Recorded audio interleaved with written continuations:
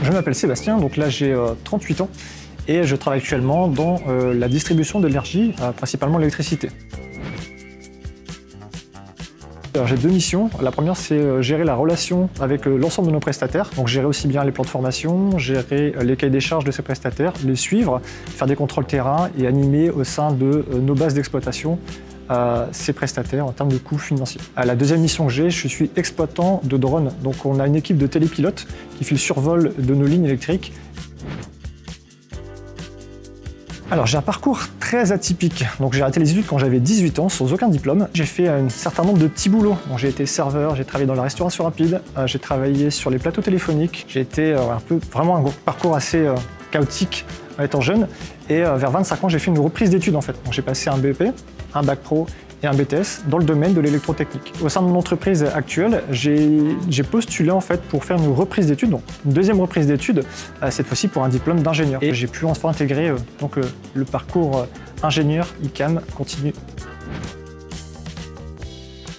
Alors c'est assez étrange, mais en fait, la première chose qui m'a donné envie de me relancer encore une fois dans une reprise d'études, cette fois-ci pour ingénieur, c'était un peu d'ennui dans mon travail en fait. J'avais envie d'améliorer les choses et j'avais pas forcément la main pour faire bouger les lignes, surtout à grande échelle. C'est un peu cet ennui qui m'a poussé à vouloir plus, beaucoup plus, pour moi et pour mon entreprise. C'est pour ça que je me suis lancé dans cette démarche, de devenir ingénieur. Alors, le retour à l'école, j'avoue que le début était un peu difficile.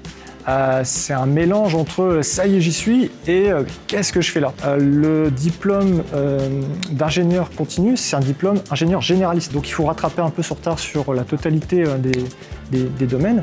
Et du coup, le début peut être un peu... ça peut avoir un peu du mal à se relancer.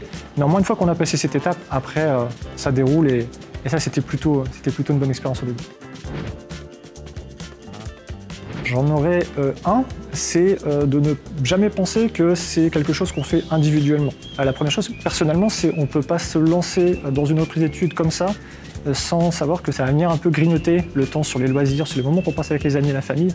Il faut aussi les inclure à l'intérieur de ce projet. La deuxième chose, c'est professionnellement, à aucun moment on a le diplôme seul. C'est vraiment tout ce groupe qui fait qu'à la fin, ça se passe bien. Donc c'est vraiment un conseil, c'est des échanges, c'est du partage. Sans ça, c'est impossible.